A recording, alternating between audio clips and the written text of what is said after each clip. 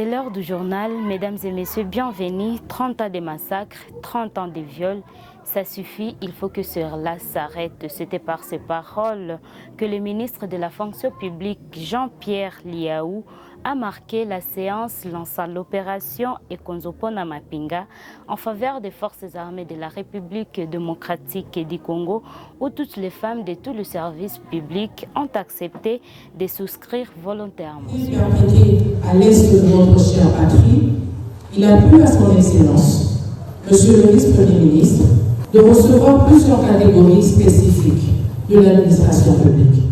Aujourd'hui, c'est au tour des mamans. Nous profitons également de cette occasion pour rendre des hommages les plus déférents à son Excellence, Monsieur le Président de la République, chef de l'État, et nous tenons à remercier également son Excellence, Madame la Première ministre, chef du gouvernement, pour l'exemption de la mesure de la réduction du train de vie des institutions, et cela en faveur des cadres et agents de l'administration publique. Nous, femmes, hauts fonctionnaires, cadres et agents de l'administration publique, réitérons notre soutien indéfectible au président de la République qui porte les fardeaux de protéger la République dans l'optique de gagner cette guerre nous imposée par les personnes qui convoitent et pillent nos richesses.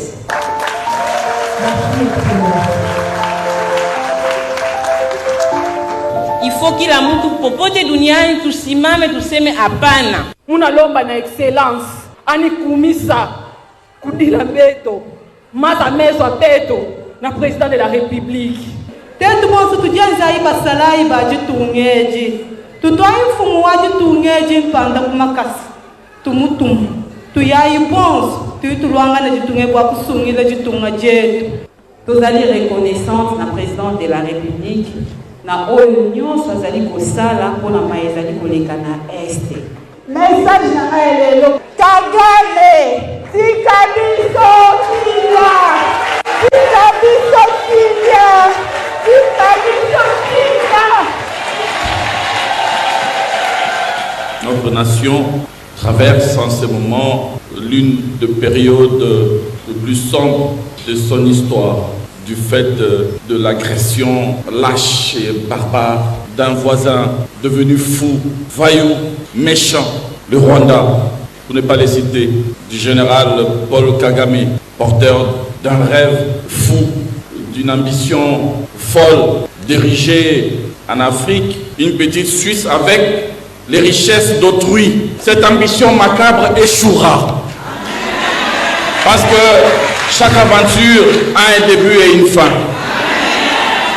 Cette fois-ci, il a en face un peuple déterminé à défendre jusqu'au bout sa dignité.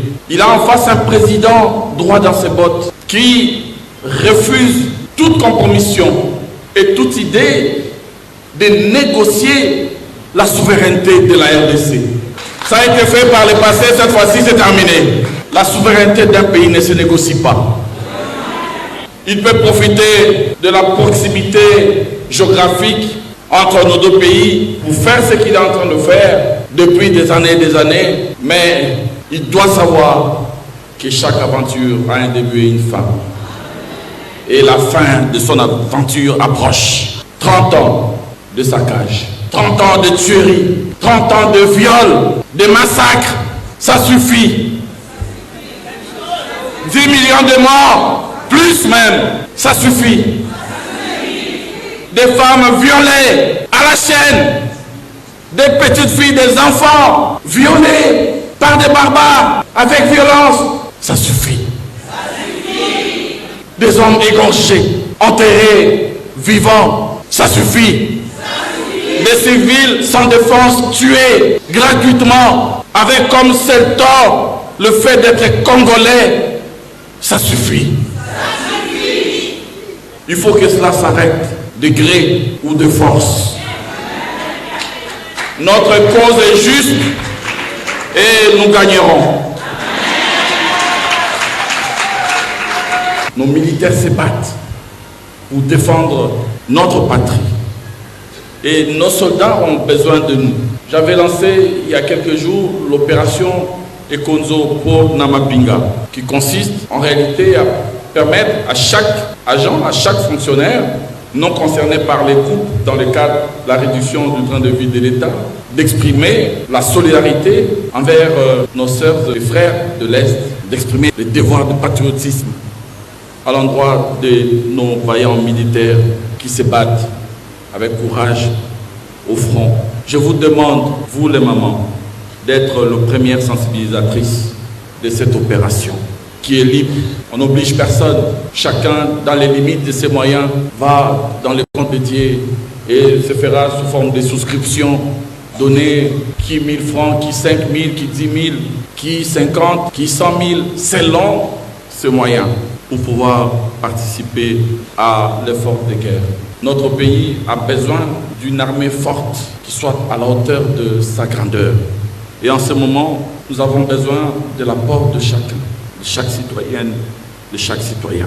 Je voudrais terminer avec l'exhortation de l'Ésaïe 33, verset 1. Malheur à toi qui détruis tout et qui n'est pas détruit. Malheur à toi qui trahis les autres et qui n'est pas trahi. Quand tu auras fini de détruire, tu seras détruit. Quand tu auras fini de trahir, tu seras trahi. Que vive la femme congolaise, que vive l'administration publique, que vive nos forces armées de la République démocratique du Congo. Que Dieu protège à jamais la République démocratique du Congo. J'ai dit et je vous remercie.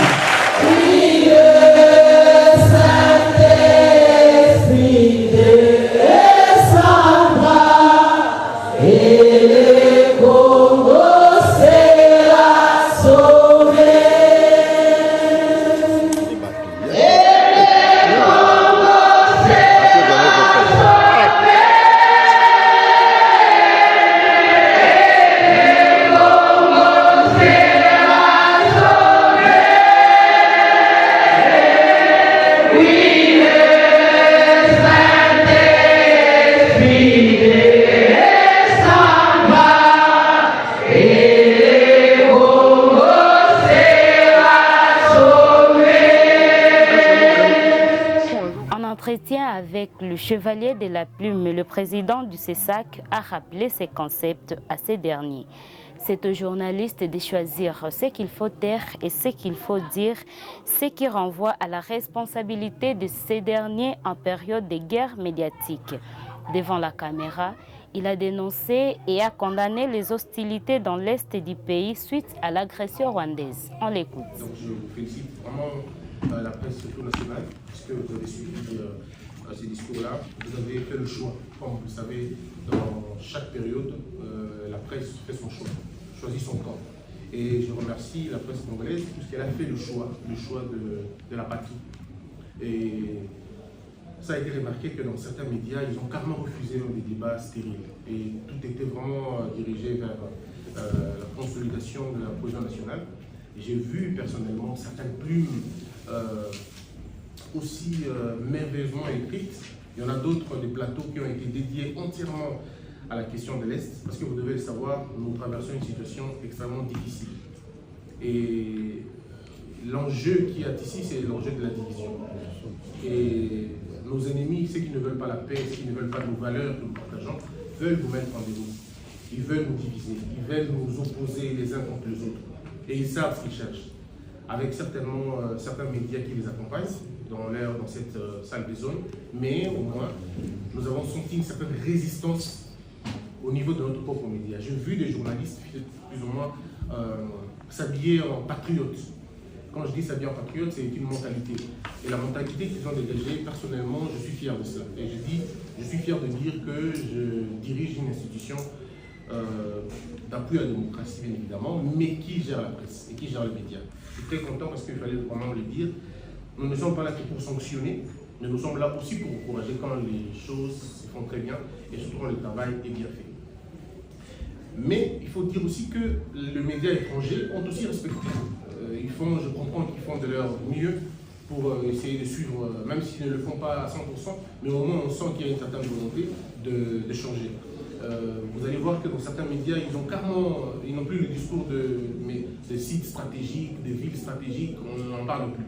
Et vous voyez qu'ils ne sont plus dans cette logique-là et c'est formidable. Vous allez voir que maintenant, quand la presse étrangère parle, elle parle plus ou moins de... Voilà, elle essaie d'être équilibrée.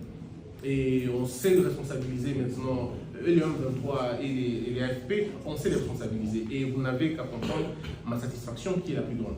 Donc aujourd'hui, c'est plutôt un CESAC qui encourage que plutôt un CESAC qui sanctionne. Donc, mais il faut rappeler encore une fois à la conscience nationale l'enjeu qu'il y a ici. L'enjeu qu'il y a, c'est que c'est l'enjeu de notre terre, mais au-delà de l'enjeu de notre terre, mais c'est l'enjeu de notre identité. Ils inoculent des discours comme quoi il y a des gens qui seraient en train de revendiquer la nationalité. Vous le savez très bien, je ne vous informe pas, au Congo, nous n'avons jamais eu ce problème identitaire. Ça n'a jamais posé un problème depuis la nuit du temps. Tout accélère et cette fois la Belgique envoie un signal fort en réitérant son appel à des sanctions individuelles, à la suspension du dialogue sécuritaire ainsi qu'au gel de l'accord de l'Union européenne-Rwanda sur les matières premières et un arrêt des financements de l'armée rwandaise au Mozambique. Ceci s'inscrit dans le cadre de la recherche et des résolutions à la guerre opposant les forces armées de la République démocratique du Congo et les supplétifs du 1-23. Suivez. Il serait par ailleurs naïf de croire que nous sommes isolés et que nous soyons le seul pays qui souhaite prendre des mesures. Je note par exemple que le groupe international de contact dont nous faisons partie avec les États-Unis, la Grande-Bretagne, la Suisse, l'Allemagne, la France, les Pays-Bas et d'autres encore, a pris une position très ferme vis-à-vis du Rwanda hier dans son communiqué. Hier, toujours, des voix se sont encore élevées, y compris de pays africains, au Conseil des Nations Unies pour dénoncer la situation et appeler à une réaction de la communauté internationale. Tout ce dossier sera traité, à ma demande, au Conseil Affaires étrangères de lundi prochain, où nous cherchons à avoir une approche collective. J'y défendrai à nouveau l'importance de prendre des sanctions individuelles, de suspendre le dialogue sécurité-défense avec le Rwanda, de suspendre le mémorandum d'entente sur les matières premières critiques ou encore de suspendre le financement de l'armée rwandaise au Mozambique. En cette période de crise sécuritaire dans l'est de la République démocratique du Congo, les villes et entités conquises et celles en risque font face à des scènes civiques qui, à la longue, ralentissent le développement dans les secteurs économiques. La ville de Uvira n'a pas été épargnée et son autorité choquée a dénoncé les éléments de FARDC qui sèment cette terreur en profitant des pillages des biens de la population. Il est dans cet élément. Je commence d'abord par adresser un mot d'encouragement auprès de notre population à laquelle nous sommes à leur service. Il se fait assez que dans la vie des institutions d'une nation ou d'une société, est composé de bons et de mauvais citoyens, dans tous les niveaux possibles. Il s'est fait, c'est que la crise que nous venons de traverser à peine, en réalité, ne concerne que ces mauvais citoyens militaires qui s'étaient infiltrés dans l'armée et qui, désobéissant leur mission, ont désobéi et ont commencé, puisque jamais l'armée n'a autorisé aux militaires de gaspiller les munitions, puisque les munitions, c'est l'argent de l'État. Et les militaires sont au service de la société. C'est eux qui nous gardent. Et quand maintenant, ceux qui nous gardent commencent maintenant à se retourner contre nous, là, il y a un problème. C'est vrai, et quand on va condamner, non, l'armée est mauvaise. Toute l'armée n'est pas mauvaise. C'est pourquoi j'ai tenu à faire cette conférence de presse avec le commandant secteur Sokolade à l'intérim, qui exactement, lui, il n'a pas envoyé les militaires faire ce qu'ils ont fait. Mais il y en a au sein des militaires désobéissants. Tout comme même chez nous les civils, il y en a aussi des civils désobéissants, des mauvais citoyens et des bons citoyens.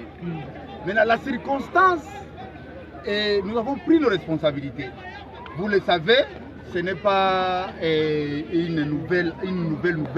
Vous connaissez exactement que la plupart des autorités et la plupart des habitants ont fui la cité, puisque tout simplement, quelque part, il y a des nouvelles qui se sont infiltrées, comme quoi il y a les rebelles qui sont en train de venir. Vous allez les constater avec nous. Nous n'avons pas cédé effectivement à ces bobards, puisque nous détenions les informations et, curieusement, comme maintenant les radios-trottoirs priment sur l'officiel, les gens se sont mis à paniquer pour rien. Maintenant, ici, nous venons vous confirmer, il n'y a pas de rebelles. Et ce n'est pas qu'on a promis qu'ils vont entrer demain samedi. Vous allez voir demain samedi, ils ne seront pas là. Et que nos forces armées sont encore là. Et l'autorité de la place est encore là. Voilà comment exactement nous avons voulu, à ce jour, après concertation avec le commandant de FARDC, nous avons mis en place un plan minimum pour arriver à mettre fin à ces militaires indisciplinés. De façon que, quelque part, 3-4 jours, notre population atterrée dans des maisons, finalement, c'est la fin qui va les tuer là où ils sont enterrés. Et quelque part, comme l'État existe encore, que nous représentons ici, donc nous avons mis des bouchées doubles, de façon que nous ne vous promettons pas qu'à 100%, mais nous allons mettre une organisation au point où, si la collaboration entre les forces armées et les forces vives pour commencer à déceler un à un de ces mauvais citoyens pour que nous puissions ensemble mettre fin à ceci. L'armée elle seule ne peut pas tout terminer, il faut à ce que nous accompagnions notre armée. Ce n'est pas à dire que quand il y a des récalcitrants, maintenant c'est toute l'armée qui est défaillante. Nous avons toutes les forces que nous allons réunir et ensemble nous allons mettre une cellule de crise pour permettre à ce que nous puissions et nous allons effectivement défendre notre société. Nous vous avons dit déjà, nous n'avons pas des terres que Dieu nous a données, nous n'avons qu'ouvrir que Dieu nous a données. Et pour marquer la fin de ces actualités, c'était sous le thème « Assurer l'avenir de l'exploitation minière en Afrique ». Aujourd'hui, qu'a eu lieu le Mining Ibanda 2025, l'un des plus grands événements du secteur minier en Afrique, qui a connu la participation et l'intervention par vidéoconférence de la première ministre Judith Suminwa. Les détails dans ces reportages. Le Mining Indaba 2025, l'un des plus grands événements du secteur minier en Afrique, s'est tenu cette année sous les thèmes « Assurer l'avenir de l'exploitation minière en Afrique aujourd'hui ». La première ministre Judith Suminwa est intervenue par vidéoconférence et a réaffirmé la position de la RDC dans le développement durable du secteur minier. Miguel Kachal-Katembe, le directeur général de l'ARESP, a pris la parole pour animer une conférence interactive avec des investisseurs internationaux et les représentants de la FEC présents à Indaba. Lors de son discours, il a évoqué les défis géopolitiques majeurs auxquels fait face la RDC, notamment l'insécurité dans l'est du pays qui affecte directement les opérations minières. Il a réaffirmé que, malgré ces défis, le gouvernement congolais, sous l'impulsion du président Félix Tshisekedi, travaille activement pour assurer la sécurité des zones minières et soutenir les investissements étrangers en toute transparence. Allow me, before addressing today teams, to mention the violence perpetrated in Goma, Kivu. Permettez-moi tout d'abord d'évoquer les violences perpétuelles à Goma et au Kivu, en République démocratique du Congo, par l'armée rwandaise, ainsi que les catastrophes humanitaires qui en résultent. L'objectif du président rwandais n'est pas seulement d'épier les minerais du Congo, mais aussi d'éternir l'image de la RDC aux yeux des investisseurs. Cette agression constitue une violence flagrante des traités internationaux.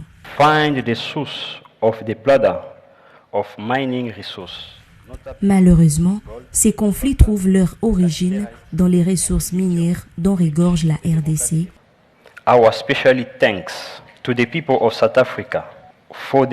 Nous adressons nos remerciements les plus sincères au peuple sud-africain pour son soutien indéfectible à notre pays, ainsi qu'à tous les autres pays qui se tiennent aux côtés des Congolais en ces moments difficiles. En mémoire des Congolais et de tous les casques bleus qui ont perdu la vie à cause de ces barbaries,